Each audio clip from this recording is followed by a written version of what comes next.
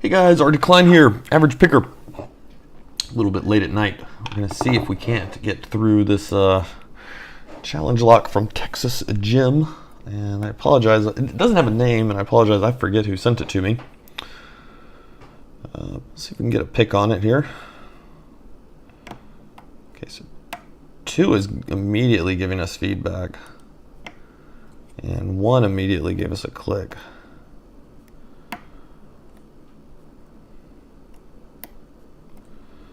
Okay, hopefully I just dropped it without dropping anything else. I started over picking 4.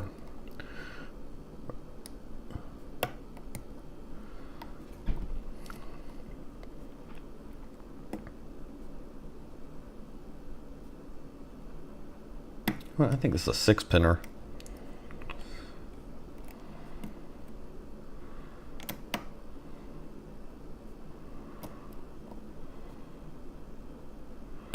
I think we got 6 in here.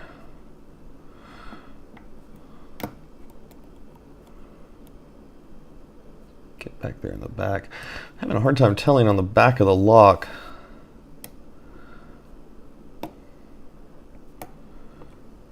If I'm on a pin, or I'm on the back of the lock.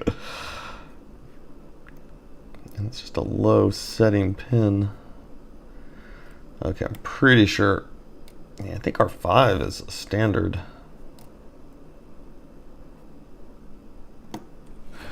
And we're in.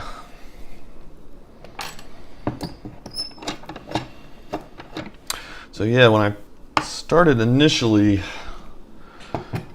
describing things, I was thinking it was a 5 pinner. I think it's actually a 6. So let's see what we got here. We do have a key. There's our key.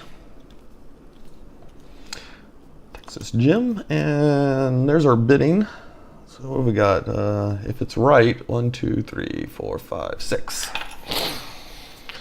Okay, need a little screwdriver. See, why am I never prepared for these things? I just remember I got some screwdriver sitting around. I think I've got a screwdriver sitting on the kitchen table. That's too big. Yeah, last time I had this problem. I had one just sitting up here. All right, give me a minute. Let's go find a screwdriver.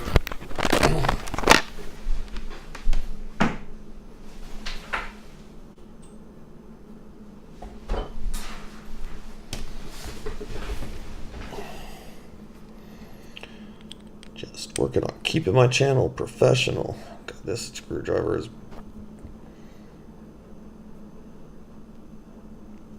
bumped the fuck up.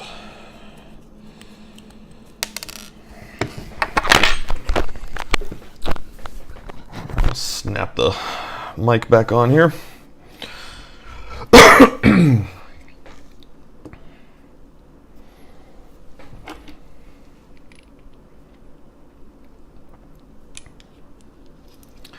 One, two, three, 4, 5, 6. It's a 6 pinner. Now I'm pretty sure 4 or 5 is going to be standard. Something was feeling. I started to overset something in back there, and it just had that dullness to it that standards have, but I was wrong. No standards in here. Nice little overset you could fall into, though, off of 4. Ooh, I like that first one. Let's see what we got. And we've got threading in all 6 chambers of the core.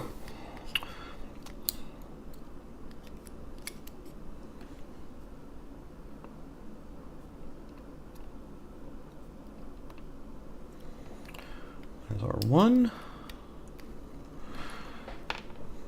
Oh, 2 is a very nice, just kind of serrated pin.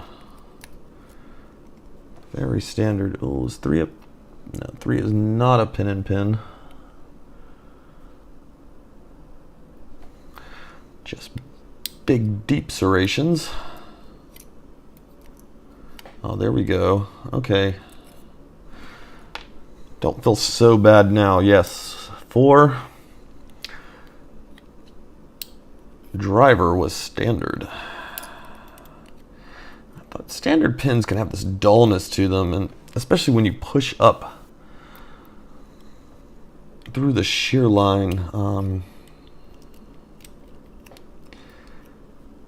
If you miss the pin setting, you got it in the wrong order or something, it's just it's got this bizarre deadness to it. Oh, 5 is weird. Looks like some kind of... I'll take a closer look at it. Got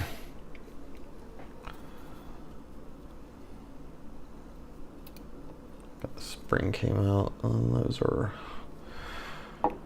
pretty good. All right, let's do the camera flip here and see what we've got. All right, got the camera a little bit awkward in relation to me, but let's see what we can do here. So there we go. Really nice little threading in there. Looks pretty clean and smooth. You can see other pins set up as, let me see, can I snake my hand up under this? All right, so you can see it. So as usual, this is my shear line running across here in between. And here's our number 1.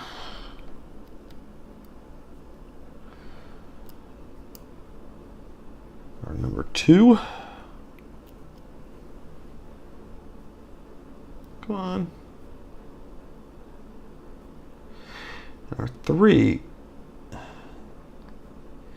There's something that almost feels like it's a little off-centered. I don't know. Sometimes you don't know if these are just from them being produced or if they're intentional. Nice. Spool. Wow. Okay, so this isn't. Oh no, it's still there. It's just subtle. Little spool guy on our key pin. There we go. That's a nice little, very classic.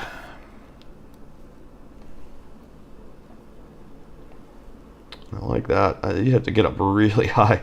I mean, if I was setting that back pin and getting up near that last serration, though, I would be pretty nervous about that set because there'd be a lot of oversetting probably going on ahead of it as well.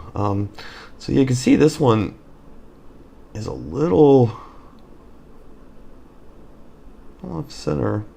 I don't know if that's intentional or it was a little wobbly in the chuck there, but man, that's a lot of little serrations. I like this. I like this kind of deep spool. Come on, focus up. This deep spool down here, and then it immediately widens up to almost the pin itself and drops back down. I wonder how much of that was in play. It's a really nice way to cut a pin, though.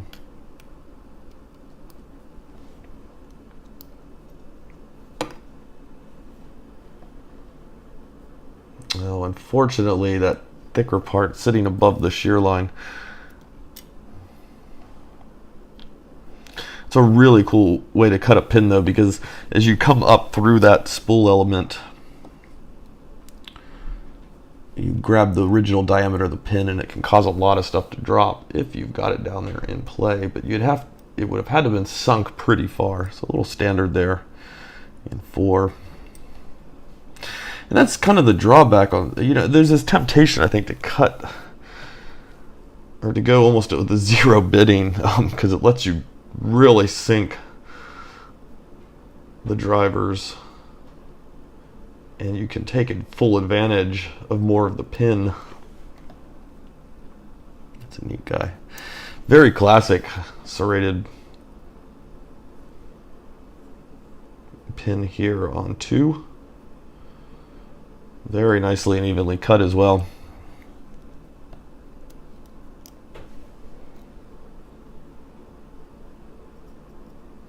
And again, you can see this is that same element. We're deep spooled, but we come back up. And if you can get that into play, it works out really well. Okay, so I just thought it would be neat to load these guys up into the core and see about where they were sitting. And you can see on 2, we've got all of our serrations in there. And 4, if you remember which one he is, 4 is that standard. He is really sunk. I feel like there's this temptation almost for me to do it, not my place to though, but to drop one of these other ones into 4, just to get full advantage of some of those pins. Not sure if that's where I would have stuck a standard, but nevertheless, there we go. But yeah, very neat. A lot of cool feedback coming out of that lock as well. That was a pretty fun little pick. So thank you, Texas Jim, if you're still out there, I guess. I don't know. I have to search out. I don't feel like I've seen or heard much. I think we've got these locks floating around out there, though. Certainly had a lot of them come across my table for pinning this up, though. And I apologize for forgetting who sent it to me, but thank you whoever sent it to me as well. It's a fun little pick. All right, guys, you have a good night.